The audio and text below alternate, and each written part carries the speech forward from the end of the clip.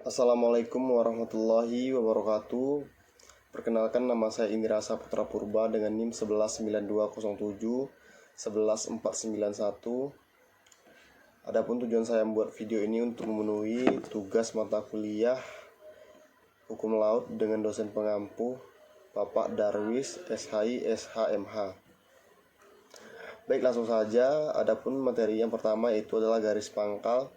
Menurut Angklos 1982 merupakan suatu garis awal yang menghubungkan titik terendah terluar yang diukur pada kedudukan garis air rendah, di mana batas-batas ke arah laut seperti laut teritorial dan wilayah yurisdiksi laut lainnya, zona tambahan, zona landasan kontingen, dan zona ekonomi eksklusif diukur. Dengan demikian, garis pangkal merupakan acuan dalam penarikan batas terluar dari wilayah-wilayah perairan tersebut. Garis pangkal biasa yaitu garis air terendah sepanjang pantai pada waktu air sedang surut, yang mengikuti liku morfologi pantai, yang pada mulut sebagai teluk yang lebar mulutnya tidak lebih dari 24 mil, dan pelabuhan garis air terendah tersebut ditarik sebagai suatu garis lurus. Garis pangkal lurus yaitu garis air terendah yang menghubungkan titik-titik pangkal berupa titik terluar dari pantai gugusan pulau di depannya. Selanjutnya itu garis pangkal tertutup. Garis pangkal tertutup dalam konteks garis pangkal kepulauan dilakukan dengan menggunakan garis penutup yang dibedakan ke dalam garis penutup teluk, garis penutup muara sungai, terusan dan kuala, dan garis penutup pada pelabuhan. Garis pangkal lurus kepulauan. Yang selanjutnya yaitu yang bagian B, yaitu perairan pedalaman. Perairan yang terletak ke arah dalam garis batas pengukuran laut teritorial atau pengukuran zona-zona maritim lainnya secara umum terdiri dari teluk, muara, dan pelabuhan, dan perairan-perairan yang tertutup oleh garis pangkal. Macam-macam perairan pedalaman, terdapat beberapa bagian laut yang masuk dalam perairan pedalaman, antara lain teluk, sungai, kanal, muara, dan pelabuhan. Yang selanjutnya yaitu bagian C tentang perairan kepulauan.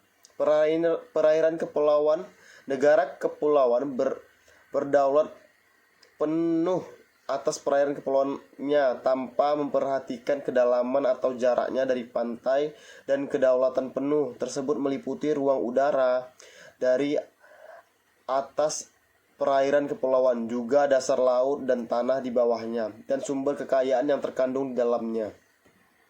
Perairan kepulauan sebelumnya tunduk pada rezim laut lepas. Setelah berlakunya Unclos 1982 sejak tanggal 16 November 1994, maka perairan kepulauan tunduk pada rezim kedaulatan yang penuh negara kepulauan. Negara kepulauan yang seluruhnya terdiri dari suatu atau lebih kepulauan dapat mencakup pulau-pulau lainnya. Kepulauan adalah suatu gugusan pulau, termasuk bagian pulau perairan yang wujud alaminya yang saling berhubungan satu sama lainnya dengan erat, sehingga membentuk kesatuan geografi, ekonomi, dan politik. Untuk bagian D yaitu laut teritorial. Laut teritorial atau perairan teritorial adalah wilayah kedaulatan suatu negara pantai selain wilayah daratan dan perairan pedalamannya, sedangkan bagi suatu negara kepulauan seperti Indonesia, Jepang, dan Filipina, laut teritorial meliputi pula suatu jalur laut yang pembatasan dengan perairan kepulauannya dinamakan perairan internal. Termasuk dalam laut teritorial, pengertian kedaulatan ini meliputi ruang udara di atas laut teritorial serta dasar laut dan tanah di bawahnya, dan kedaulatan atas laut teritorial dilaksanakan dengan menurut ketentuan Konvensi Perserikatan Bangsa-Bangsa tentang Hukum Laut, UNCLOS 1958 dan 1960, karena keduanya konvensi menetapkan bahwa lebar laut teritorial setiap negara adalah 3 mil laut diukur dari garis pangkal. Laut teritorial selebar 12 mil laut yang diukur dari garis pangkal kepulauan mengelilingi kepulauan Indonesia, perairan Nusantara yang terletak di antara pulau-pulau beserta dasar laut yang berbeda di bawahnya. Yang untuk selanjutnya itu zona tambahan. Zona tambahan adalah suatu jalur perairan yang berdekatan dengan batas jalur maritim atau laut teritorial, tidak termasuk ke dalam negara pantai, dapat melakukan hak pengawasan tertentu untuk mencegah pelanggaran peraturan perundang-undangan saniter, bea cukai, fiskal, pajak, dan imigrasi di wilayah laut teritorial sepanjang 12 mil garis pangkal. Zona tambahan Pasal 24 ayat 1 Unclose 3 dinyatakan bahwa zona tambahan dalam laut lepas yang bersambung dengan laut teritorial negara pantai tersebut dapat melaksanakan pengawasan yang dibutuhkan untuk mencegah pelanggaran perundang-undangan yang berkenaan dengan masalah bea cukai, perpanjangan fiskal, keimigrasian, dan kesehatan dan sanitera, menghukum pelanggaran atau peraturan perundang-undangan. Eksklusif atau ZEE adalah suatu batasan wilayah yang ditetapkan sepanjang 200 mil dari pangkalan wilayah laut. Di sana negara mempunyai hak atas kekayaan alam, memberikan seluruh kebijakan hukumnya, serta mempunyai kebebasan bernavigasi dan terbang di atas wilayah tersebut. ZEE merupakan bagian dari wilayah yurisdiksi Indonesia di mana Indonesia memiliki hak berdaulat. Ketentuan lebih lanjut mengenai hak-hak berdaulat ini dilaksanakan berdasarkan ketentuan-ketentuan peraturan perundang-undangan dan hukum internasional.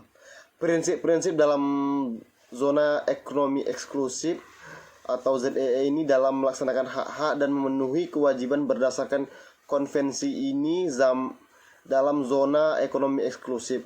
Hak-hak yang tercantum dalam pasal ini berkenaan dengan dasar laut dan tanah di bawahnya harus dilaksanakan sesuai dengan bab 6.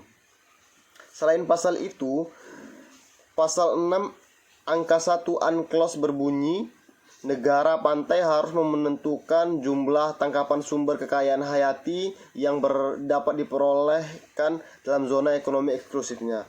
Berkaitan dengan pengawasan di wilayah ZEE, pasal 73 angka 1 Unclose mengatur yurisdiksi negara pantai sebagai berikut. Negara pantai dapat melaksanakan hak berdaulatnya untuk melakukan eksplorasi, eksploitasi, konservasi, dan pengelolaan sumber daya kekayaan hayati di zona ekonomi eksklusif, mengambil tindakan demikian